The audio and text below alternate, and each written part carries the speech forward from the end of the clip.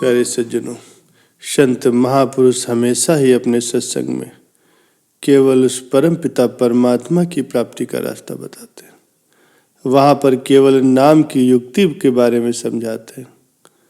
फरमाते हैं कि उस परम पिता परमात्मा को कैसे पाया जा सकता। आज के सत्संग में आपको रूहानियत के बारे में बहुत कुछ जानने को मिलेगा। संत कहते हैं कि सभी मनुष्य नाम रूपी अमोलक रतन को प्राप्त करने के लिए ही इस संसार में आते हैं, परंतु कोई विरले गुरुमुखी इस काम में सफल हो पाते हैं।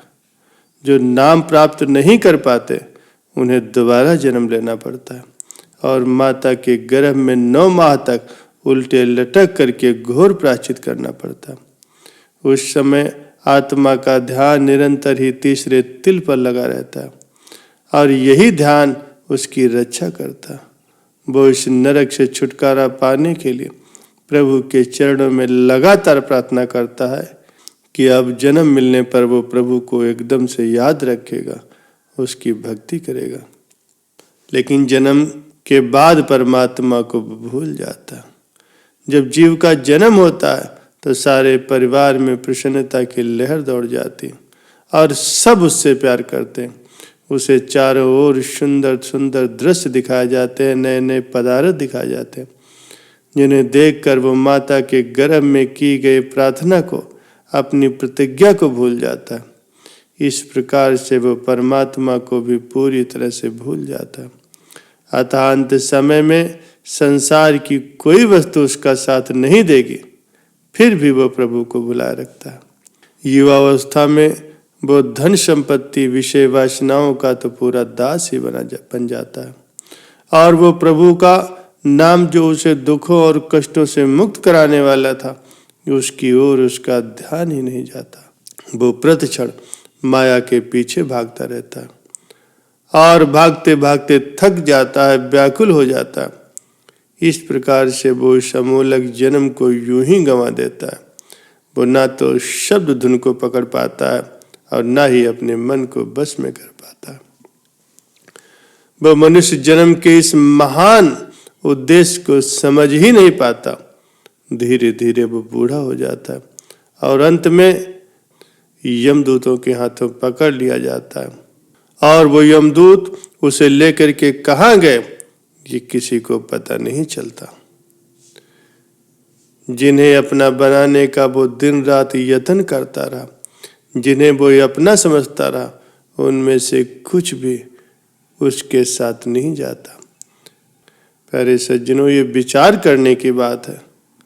जब साथ में कुछ नहीं जाता तो हम फिर पूरी उम्र अपनी क्यों व्यर्थ गंवा रहे हैं। हमने क्यों नहीं उस परमपिता परमात्मा की भक्ति की, क्यों नहीं हमने उस पूर्ण सतगुरु से नाम प्राप्त करके उसे अपना बनाने की कोशिश की। व्यर्थ की माया प्राप्त करने के चक्कर में पड़े रहे और अपना मनुष्य जीवन यूं ही बेकार कर दिया। इसलिए हमें चाहिए कि जब भी हमें समय मिले हम उस परम पिता परमात्मा की याद में बैठें। महापुरुष अक्सर ये फरमाते हैं कि जब तक आपका मन एकाग्र नहीं होता तब तक आप कुछ भी हासिल नहीं कर सकते। जब तक मन शांत होकर के नहीं टिकता आप भजन सिमरन नहीं कर सकते, क्योंकि जब भी आप भजन सिमरन करने के लिए बैठते हैं तो मन अपना खेल दिखाना शुरू करता है। मन आंखों के सामने अजीब अजीब तस्वीरें खड़ी करता है। इसलिए संत महापुरुष समझाते हैं कि भजन सिमरन के लिए एकाग्रता बहुत जरूरी है। हर समय, हर हालात में, हर स्थान पर प्रार्थना करना संभव है। अक्सर बार बार बोल कर की गई विनती से ऊपर उठ करके मन के द्वारा या मन से भी ऊपर उठ करके हृदय के द्वारा विनती करना संभव है। ऐसी प्रार्थना से हमारे अंदर से एकदम से परमेश्वर के दरबार के पट खुल जाते हैं। जब हम भजन सिमरन का अभ्यास करते हैं तो हमें एकदम से निश्चिंत होना चाहिए। सिमरन करते समय केवल सिमरन ही करना है, बाकी सब कुछ भूल करके अपने आप को खुला छोड़ देना चाहिए। इसलिए अभ्यास में सबसे पहले ध्यान तीसरे तिल पर रख करके सिमरन करना है। हमें मन को हर प्रकार के विचारों से निकालना है, अपने ध्यान को सिमरन में लगाना है। शुरू शुरू में मन को सुमरण में रखना अड़ियल घोड़े को साधने के समान है। इसलिए ये लाभदायक होगा कि हम स्वीकार करें कि हम अपने आप को सांसारिक रिश्तों से अलग कर रहे हैं।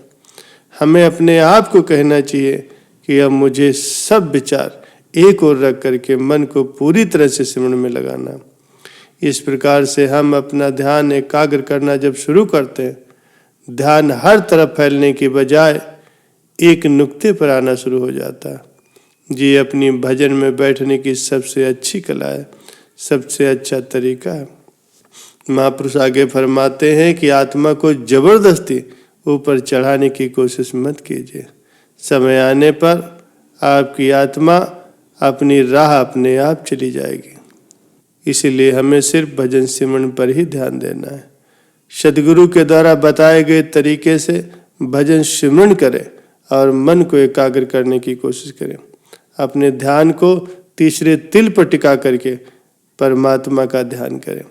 भजन सिमरन ही एक ऐसा साधन है जो मनुष्य को आवागमन के चक्र से छुटकारा दिला सकता है। अन्यथा इस संसार में ऐसी कोई भी दूसरी युक्ति या तरीका नहीं है जिसके जरिए आवागमन खत्म हो सके। इसीलिए संत महापुरुष समझाते हैं कि ज़्यादा से ज़्यादा मालिक के नाम का भजन सिमरन करो और सदैव अच्छे कर्म करो। संत हमेशा इस सत्संग पर जोर देते हैं, क्योंकि सत्संग में जाने से ही हमें ये पता चलता है कि मनमुख और गुरुमुख में क्या फर्क है। गुरुमुख केवल गुरु की बातों पर अमल करते हैं और मनमुख लोग केवल अपने मन के कहे में चलते हैं। मनमुख दुनिया की इच्छाओं में फंसे रहते हैं, लेकिन गुरुमुख अपने गुरु के हुक्म में चलते हैं। मनमुख लोग हमेशा भूखे रहते हैं। परमात्मा उन्हें जो चीज़ें दे, कितनी भी नेक संतान हो, धन दौलत हो, दुनिया में मान इज्जत और बड़ाई हो, सेहत हो, लेकिन फिर भी वो कभी भी परमात्मा का शुक्र नहीं करते। परमात्मा से परमात्मा को नहीं मांगते। वो हमेशा ही परमात्मा से अपनी दुनिया की इच्छाएं और तृष्णाएं पूरा करना चाहते हैं।